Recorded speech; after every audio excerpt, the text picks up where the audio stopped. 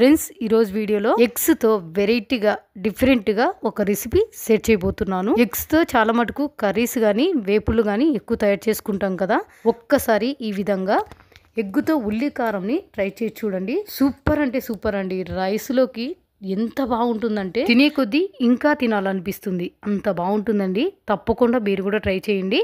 ఎలా తయారు చేసుకోవాలో వీడియోలోకి వెళ్ళి చూసేయండి. ఫ్రెండ్స్, ఎగ్స్తో ఉల్లికారం తయారు చేయడం కోసం నేను ఇక్కడ ఒక 9 వరకు గుడ్లను ఉడకబెట్టుకొని పైన పొట్టు తీసేసుకొని పెట్టుకున్నానండి. నేను ఈ రెసిపీ కోసం గుడ్లు అయితే ఎక్కువనే యూజ్ చేస్తున్నాను. మీరు కావాలంటే తక్కువ గుడ్లతో కూడా చేసుకోవచ్చు.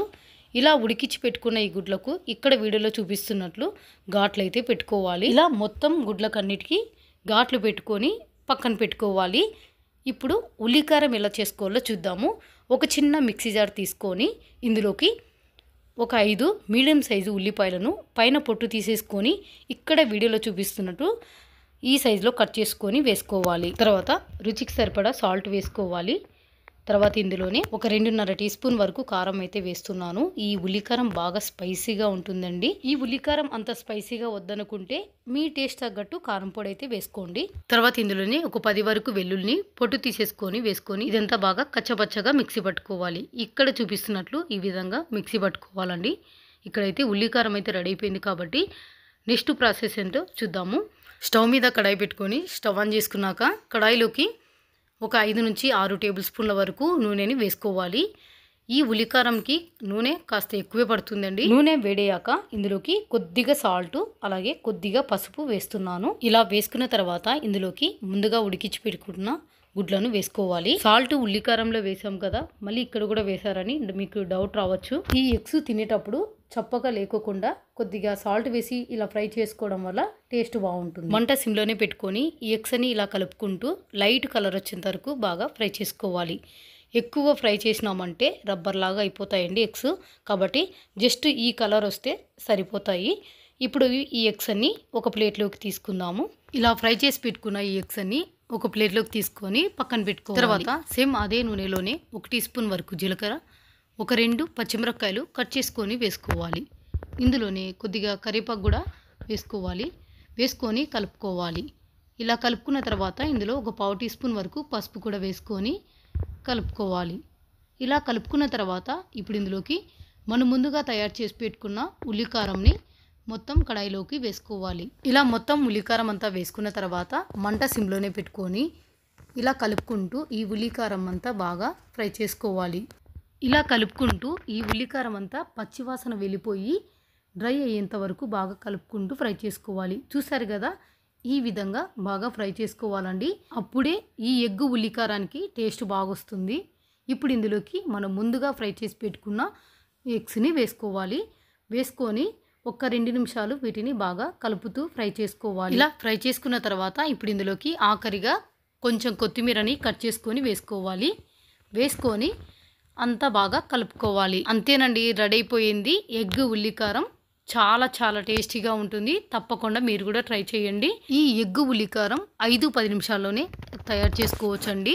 ఎగ్గుతో కర్రీ వేపుడులే కాకుండా ఈ విధంగా కూడా ట్రై చేయండి. చాలా అంటే చాలా బాగుంటుందండి. రైస్లోకైనా చపాతీలోకైనా సూపర్గా ఉంటుంది. ఎక్కువ కష్టపడకుండా చాలా సింపుల్గా తయారు చేసుకోవచ్చు. ఫ్రెండ్స్, మరి చూసారు కదా ఎగ్ ఉల్లికారం ఎలా తయారు చేసుకున్నామో. నోటికి ఏదైనా కారంగా తినాలి అనిపించినప్పుడు ఇలా కోడిగుడ్డు వెల్లుల్లి కారంని తయారు చేసుకుని తినండి. నోటికి కమ్మగా రుచిగా చాలా బాగుంటుంది. ఫ్రెండ్స్, మరి ఈ కోడిగుడ్డు వెల్లుల్లి కారంని ఎలా తయారు చేసుకోవాలో వీడియోలో చూసేయండి. ముందుగా వెల్లుల్లి కారాన్ని తయారు చేసుకోవాలి. ఒక చిన్న మిక్సీ జార్ తీసుకొని ఇందులోకి 1.5 టీ స్పూన్ వరకు కారంని వేసుకోవాలి. ఇందులోనే ఒక 1/2 టీ స్పూన్ వరకు జీలకర్ర, ఒక 2 యాలకులు, 4 లవంగాలు, కొద్దిగా దాల్చిన చెక్క, తర్వాత ఈ వెల్లుల్లి కారానికి సరిపడా సాల్టు, ఒక మీడియం సైజులో వెల్లుల్లి గడ్డను తీసుకొని పొట్టు తీసేసుకొని వేసుకోవాలి. వేసుకున్నాక ఇదంతా బాగా మెత్తగా మిక్సీ పట్టుకోవాలి. ఈ విధంగా మెత్తగా మిక్సీ పట్టుకోవాలి. ఇక్కడ వెల్లుల్లి కారం అయితే రెడీ అయిపోయిందండి. ఈ గిన్నె కాస్త పక్కన పెట్టుకొని స్టవ్ మీద కడాయి పెట్టుకోవాలి. స్టవ్ ఆన్ చేసుకున్న తర్వాత కడాయిలోకి ఒక 4 టేబుల్ స్పూన్ల వరకు నూనెని వేసుకోవాలి. నూనె వేడయ్యాక ఇందులోకి ఒక 2 ఎండుమిరపకాయలు వేసుకోవాలి. అలాగే కొద్దిగా కరివేపాకు, ఒక 3 మీడియం సైజులో ఉల్లిపాయలను చిన్నగా కట్ చేసుకొని వేసుకోవాలి. మంట సిమ్లోనే పెట్టుకొని ఉల్లిపాయలు కాస్త పచ్చివాసన వెళ్ళిపోయేంత వరకు ఫ్రై చేసుకోవాలి. మరి ఎక్కువ మెత్తగా ఫ్రై చేసుకోవాల్సిన అవసరం లేదు.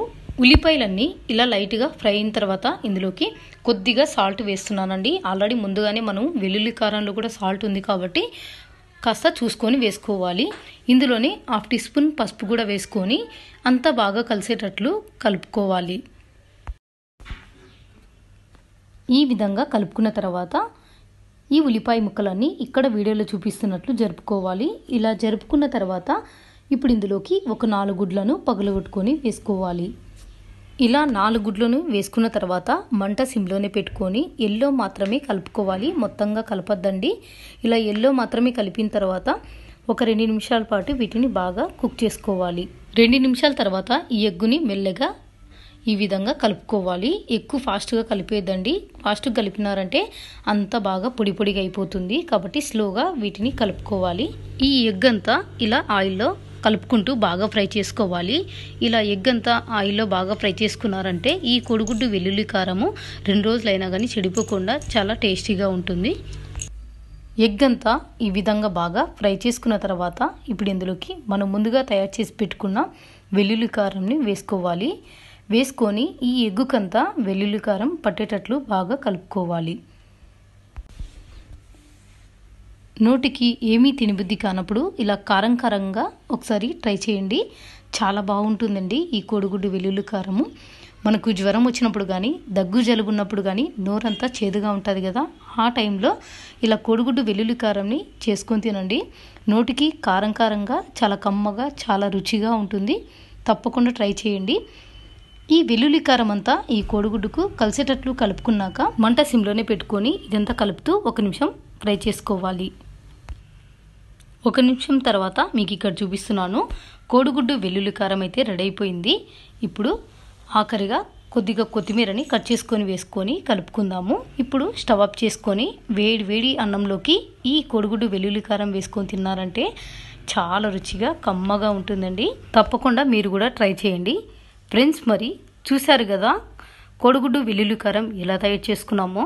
ఫ్రెండ్స్, మరి ఈ వీడియో మీకు నచ్చినట్లయితే లైక్ చేయండి, షేర్ చేయండి. అలాగే మీ ఫ్రెండ్స్తో బంధువులతో షేర్ చేసుకోండి.